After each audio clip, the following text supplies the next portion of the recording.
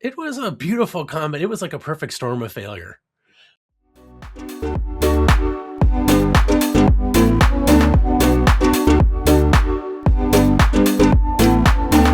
Hello, everybody, and welcome back to Totally Bombed, the podcast where we invite on people to talk about times where they've totally bombed. I'm your host, Jess, and today's guest is both nerd and geek, according to the bio. Podcaster, comedian Mike King. Hi. Thank you for Hi. coming on. Thanks for having me. This is gonna be fun. So I read your bio a bit. I love the whole point where you're making podcasts and trying to be funny for pay instead of funny for free and relatable, by the way. How did you start getting into like either performing or podcasting or comedy? When did that start for you? Well, it all started when I worked at a bingo hall. There was this day when the power went out, and I decided to crack jokes or tell stories just to keep the people occupied while they were working on power-free alternatives, like getting like a non-powered ball popper and like a megaphone to get like the Back numbers in the out day. to people in the back. Yeah. I'm not that Manual old, but labor.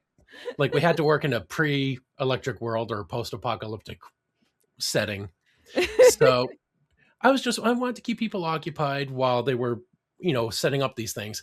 And I got like a bunch of compliments about like, hey, you were really funny. Thanks for all that. And then I just got like one complaint, which wasn't to me. It was to the manager. So all the praise Fair. came to me. All the criticism of one went to the manager. So it took like people just complimenting you and you're like, I should do this always. well, it was the insult that really pissed me off and got me motivated, because they were just like, this isn't your job to be funny. And I'm like, God damn it should be then, because I got enough compliments on it. That's actually so true. That's like a really good way to look at it. Then I did, and that led to my first bombing. Oh gosh. Okay, let's hold off that and we'll go into our fast flops and then we'll start right there because wow. You went from like deciding comedy right into the bomb. I love it. I did get some. Okay, so everyone, for those that don't know, our fast flops are when we read your flopped stories. Feel free to join our Reddit and write your own flops or DM them to me because they might be reacted to by another performer. So I did look up a couple stand-up comedy ones and one podcast one because I felt like those were relatable. So these are all from Reddit. So this one is from Loud Rain 99. They said, I did a 10-minute opening set for a show at a social club in suburban Chicago. The booker warned me ahead of time that it'd be a mega crowd. MAGA. So we're already mega, not mega. A mega crowd. So he says, my opening joke about Stephen Hawking being on the Epstein list bombed. Just as I was slowly getting them back with my closer, the manager cuts me off on the God mic to announce it's 8:30, time for our half-hour lottery drawing. And he had to awkwardly stand on stage for 2 minutes while they tried to find a winner. And he never got the audience back. So I guess just don't perform for mega crowds, maybe. I like the irony of looking for a winner in a crowd of losers. Yes. Why? Right? No offense. All the offense. Right when people don't know comedy. Well, no, because it's based in cruelty, and humor at its core, at least professional stand-up, should all be about speaking truth to power and punching up. Conservatism and its humor is all related to punching down. Yes. Like, hey, I saw this oppressed minority and I oppressed him. Waka, waka, waka. And it just feels so hackish. Yeah, it just feels so hackish. It's done by stool fuckers. Yeah. Like that's what it is, it's just okay. Now there's two variations on stool, and they're both disturbing mental images. Okay, a stool fucker is a fun term made for people like Joe Rogan who get on stage for stand up and just fuck stools. If you look up, there is a Joe Rogan humping stools compilation, and it ages. Like, he does this at every show. where he manipulates the stool to and pretends to hump it. It's part of his comedy for decades. And so that's the term stool fucker is just that really does seem to sound like Joe Rogan's idea of comedy. right. Stick it to the man. That's why I have that comedy club that no one can bring a cell phone in because we're not scared of you. Like that's when you fail to aspire to the genius of Carrot Top in terms of prop comedy. Oh god. Yeah, Carrot Top was one of a kind, wasn't he? Hell, that's when you fail to aspire to Gallagher in terms of prop comedy. Oh my, yeah. Prop comedy should make a comeback outside of stools, outside of stools. Okay, this next one is really short and sweet and just kind of made me laugh because if I was in the audience, I would probably think the same thing. It says, so he was doing stand up and then he saw his stepdad on a date with someone that wasn't his mom. And then he called it out and everyone just thought it was a bit.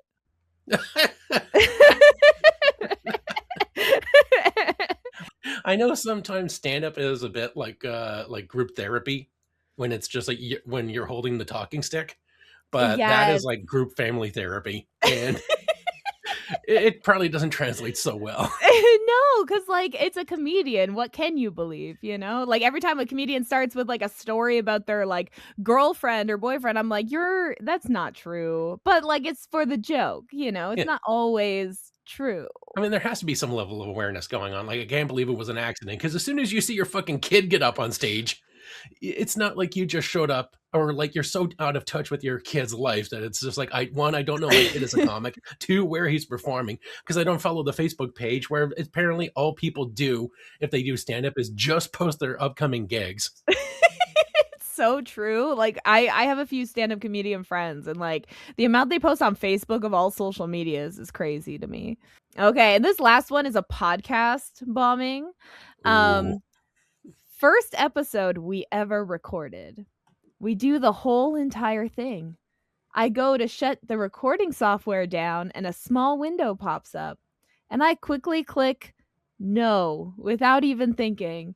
Turns out it was asking me if I wanted to save the recording or not. The episode was lost forever. Which, relatable. That and not forgetting to click the record button in the beginning. Recording a whole episode and be like, shit, didn't record it. I feel like I've had guests do that. Classic podcast fails. Classic. Well, that was our fast flops. So now I'm going to ask you, because I know it's coming because we just talked about it earlier. Is there a time where you totally bombed? Oh, yeah. And this was my first thing my first stand-up night I signed up for, because it wasn't quite an open mic night because I'm kind of dumb. Which sometimes helps with the joke if I just say something absolutely stupid and then pretend I meant it. Yeah. Then I can just claim it and just be like, yeah, everyone's laughing with me. I'm not crying inside. I always say as a comedian, I don't care if you're laughing at me. As long as you're laughing, I'm good. Yeah. So what it was not an open mic night, but a 3 city-wide competition for like some paid writing gig. So the best of the best were all out there. And you newly wanting to be a comedian. And I just got thrown into the fucking lion's den. Oh no. So what happened? Well, it turns out the only people that were laughing were the comics. And for the same reasons we were just discussing. Oh no, was it just like, do you think it was like the jokes themselves or was it more like your delivery? Oh, it was everything. It was it was the package. Yeah, it was me realizing, oh yeah, that stage fright I had back in high school didn't go away. And it kind of got ameliorated by the blinding lights. So it kind of felt like I was being interrogated or maybe like alien abducted. Because the stage lights are right in my fucking eyes. And then also having to whip out my cell phone because I've got the memory of a goldfish on Adderall. So that was it was a beautiful comedy. It was like a perfect storm of failure. But like what kept me going for as long as I did was all the comics. They were just like, just keep trying, get the crap out of the way, and you'll fashion something good out of it. Like they were really supportive, and they even like um, told me like what bits I should continue to focus on, and just refine it until it's rote memory. Mm-hmm. And it was memorable because I got to know like a lot of kind, friendly people in the area. That's really good because, like, I find with comedians the most, they're either the nicest people you've ever met or complete assholes. Like, there's no in between when it comes to comedians for some reason. I don't know if you've noticed that, but that's something I've definitely noticed. Oh yeah, that was yeah, it was an eye opener. There was like one or two people that I found out were like pretty bigoted, or like basically they were MAGA before MAGA was a thing. Mhm. And I was just like, I want to unfollow these people. They're like punching down at certain groups, and it is not. It's one of those, they mistake cruelty for comedy, Mhm. and I'm like, no. But one of the best. It wasn't very long. I only did like about 11 performances with. Like I was starting to refine my style, but then that was when what I transitioned out of it, hilariously enough, was I was still working at the bingo hall because I figured like, That's the best place to practice your craft. What are you talking about? oh yeah, the boomer crowd's great with unprompted humor. There was this woman who showed up and she was like under 50, so she stood out. And I just thought, hey, you know what? I just got to like talk to this girl. And I just had the stand up thing up. So I'm like, finally, I got something to talk about that isn't video games or technology or, nerd shit. Maybe this will impress her. And it kind of did for a moment until she said, well, you know what? My husband's looking for someone funny and geeky on his podcast. And I'm like, wow, I wasn't even trying to be geeky and she saw me through. So that's that. And then also setting me up on a play date with her hubby just to get him out of her hair. So I already had my own purpose decided for me before I even got to like finish my first sentence. I feel like that was like fate. They're like, try this. It wasn't. I got on his podcast and I had more success with that on my first time because they asked me to be on the second episode. And then by the third episode, they're just like, do you just want to be the co-host? And I'm like, it figures that the only time I ever get a promotion in my entire life is unpaid to unpaid. That's like the artist struggle. How much do I want to get unpaid for this month? Like how much work to unpaid ratio? Oh, I want to kill myself and put out all this stuff and receive negative $200. Okay. But the Done. exposure's through the roof. Whoa. And it's not even. It's like damn it. It turns out it's a lot easier to be funny when there's not a crowd of like when there's supposed to be silence after you tell the joke. And that's where the podcasting really helps because there's no audience to just stare at you with a condemning void of non-approval. That's fair. Like I laugh at my own jokes. So, it's awkward when you're in a room full of people laughing, being the only one laughing. So it's like, no, it's fine when it's just me, I can laugh at my own jokes. So when you got into podcasting, how long has that been going on for now? That's been going on for about 8 years now. Almost a decade. That's crazy. Well, wait, no. It has been 10 years. Son of a bitch. Time flies when you're so focused on the day-to-day and you're just like, wait a second. No. That was only 2016. That was like 8 years ago. No. It's 2026 now. Oh, shit. Yeah, that's awesome. Have you guys ever had like a flop episode? Oh, yeah. We've had one episode where the guest... I was used to chatting with them online, but it turns out sometimes the way people text is completely different from the way they speak. Yeah. And he was exceptionally distracted and disruptive, not intentionally, but just like very scattered in terms of talking. So it was really hard to like get a rhythm going when he would just like interject things like, I really like my dog, and I'm just wondering, what did I bring on the show? See, he probably just says that, but he doesn't text it, you know? Yeah, They'll stay inner thoughts when he's by himself, probably. yeah, it has That's time. It tough. has time to pass through, like the fear, like Jack's fear on Lost, where he's just like, I just give it 10 seconds, I let the fear go through me, just like it's the mind killer. I let the pain go through me, and then when it is past, all that there is left is me. And then he has time to finish typing out, and then be like, no, I don't want to send that. Backspace, enter. But when you're in conversation, you don't get to backspace. Oh, that sucks. Did you you released that episode? We did, and then there was a bit of a falling out. So like then we redid the episode. So it's one of the few.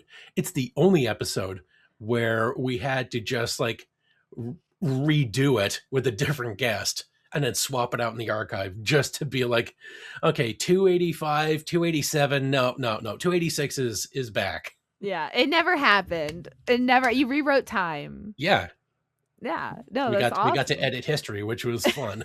Yeah, you fixed that bombed podcast. Oh, there was also one where the editing was so bad, or like they forgot to record their end, so I had to cut out Skype recordings. But the whole thing wouldn't work because there was lots of cut off and bleed with the Oh, different yeah. tracks. So I had to cut out when they were talking in Skype and layer it over our recorded individual tracks. So I had to cut out every single sentence from Skype, which was like a good 4-hour edit. I would have just said no. I I subscribe to Stan Lee's wise saying that every issue will be somebody's first. So That's true. I just thought every episode could be someone's first, and I want to put my best foot forward. You were like, "We're not redoing this, nothing. This is I will take the time and do the." I mean, I'm one to like, I do all my editing. I hate editing. It's like the one thing I hate, I do it, and I do it the way I want because I'm the one doing it, but I'm like, "I hate this the whole time." I'm like, "Why? Why do I suck so bad?" Oh, especially when you start hearing yourself and you're like, why do I keep cutting people off like that? Why do I keep stammering? I keep saying and like too much. It's like, oh, that's one thing when you're editing your own work, that's when you start to realize all the little things that have just skipped past you in conversation. And you're like, oh shit, this is me.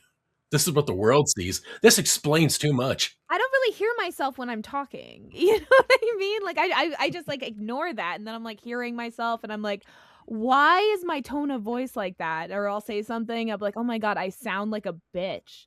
Like and I say that in the most like, I hope they didn't take that personally. I was joking. It was a joke, but sometimes I miss my own sarcasm, I guess. Or when you're like, I cut people off so much. No, All the time. I do that all I'm the a time. dick. I've done that so much to you already, and it's been Why do I 20 still minutes. have friends? Thank you so much, friends, for dealing with that. I appreciate you. It's usually because I have something profound to say. So, I've been asking everyone, what advice would you give to someone who might be having like a totally bombed moment? Uh, just remember like the first 100 bits or the first 100 times, it's just going to be you. Basically, you're like whittling away your soul. Like right now, you're an unformed stick or a clump of wood, and every bomb is just shaving more and more off until you finally get to see like the duck or the bear or whatever's inside that block. So just learn to take the bombing as like uh like a like a deep clean, like a deep facial cleanse where like, yeah, it hurts, but you're scrubbing away all the detritus and the filth and just waiting to shine later on. So embrace the pain. That was beautiful. What? You're a comedian and a poet? Wow. Have you ever thought about going back into like stand-up comedy or anything around that area? My strengths I learned is not so much at writing monologues for myself, but in the podcast I write plenty of script skits. Like we've done like 430 episodes and done like at least 300 skits where like because it's a horror movie podcast, so we'll do either deleted scenes from the movie or like production meetings, like what were the writers and the directors thinking when they did this certain scene, and then we would act that out as like, oh, this is a secret recording that was made during a staff meeting. Or it'll sometimes just be us in the world of the movie. Like when we covered The Fly, I got the telepods at the estate sale of the guy who like Cobained himself in the movie. It's one way to use that word. I do think like the skits, it's such like like nice thing to have in the podcast because it like changes it from like there's a million horror movie podcasts, you know. Not all of them do good skits. Not any of them do skits, you know, like sometimes it's just basic review and it's just like, okay, but this one's funny. It can happen, but every now and then the movie produces like a beautiful nugget. Like when we did Donnie Darko, we were just wondering where's the skit, and then immediately my co-host was just like, the soundtrack was just so great. Why don't you do like a K-Tel Records commercial for the skit? And did you ever see Donnie Darko? I have seen Donnie Darko, yes. So our name for the album is Songs from a Better Universe Without You in It. That is like for anyone that hasn't seen Donnie Darko, they're probably confused. Like, but also that like perfectly sums up the entire movie, beginning to end. Yeah. So yeah, no, that's awesome. I do have one question just based on your bio. Why do you consider yourself both a geek and a nerd? There's different things. Like some people are just interested in like science, tech, real knowledge. And some people are more focused on pop culture, fantasy settings, sci-fi, etc. And these are two different things. They're two completely different things. Some people are grounded in reality. Some people have their head in the clouds. Some people walk the tightrope between the worlds, like the Daywalker. And that's and me. That's you. That's you. You're the Daywalker. Oh, that's awesome. Well, thank you so much for coming on and letting people know that there's a world after stand up. You'll find your thing if you're not good at it. It's okay. I want to give you this time to promote your podcast. If you have anything else going on, any upcoming episodes you're excited about. Well, we have a podcast called the Graveyard Shift Horror Podcast. We review a movie, and if we can, we usually throw a skit in there. Sometimes we don't because the movie's just boring or doesn't elicit, or sometimes it's just a good horror movie and it's like there's no thread for us to pull at. So we talk about the movies, we break it down into the good, the bad. Sometimes it's another category, and then we do a kill of the week and then a rating out of 5. Like for Jason X, it would be like, we give this movie like 3 cyborg Teflon nipples out of 5. Or someone else will give, and we don't just do like one. Every person gets to give their own thing. So another person might give it like 4 liquid nitrogen facials or face baths out of 5. So we try to encourage people to be silly on the show. And we've had plenty of guests like Lloyd Kaufman, David Howard Thornton. Cool. So I've met Kaufman. Met Lloyd. Yeah. So we're also reformatting the show. So like a lot of our episodes ran over like an hour and a half, sometimes 2 hours. So for March, we're doing a mini March where we're trying to get all the shows done in under an hour. And so we made our theme month about reduction. So we've done The Incredible Shrinking Man, Thinner, Attack the Puppet People, The Devil Doll. So it's going to be a small episode, so small subjects. I love how like you're trying to keep them under an hour, because I was listening to the Thinner one today and they're all like an hour exactly, or like an hour 1 minute. Like it's so close. It's like the actual recording's probably under an hour, but once you add everything, it always. Yeah. There's a So lot in a podcast. we instead of shaving everything, we also decided to add my little mic notes where I sum up the entire movie in 5 minutes or like 3 minutes. I mean, you summed up Donnie Darko in one line, so I feel like that's probably not that difficult for you. I feel like It you're only good took at 8 that. years to figure out I can make it brief. This is why the stand-up didn't work. I'm You capable just of stand up learning. 30 seconds. That's all I can take. Any more than that, I'm not funny anymore. I can do 30 seconds. I've lost them already. I've Oh, got no. another 7.5. Ah! Oh, this was good. Thank you so much again for coming on. I really appreciate it. I'm trying to have people from like not just musicians or anything on the podcast. So it's nice to have like other people that have performed in other areas. So thank you so much for coming on. Oh, thanks for having me. And yeah. Yeah, and I just want to let everyone know, remember, if you have a flop, you can DM it or post it on our Reddit and it might be read here. And of course, make sure to follow us on all our socials, share the pod. We're still new, we're still in season 1. We're working on it. I appreciate you. Bye. Bye.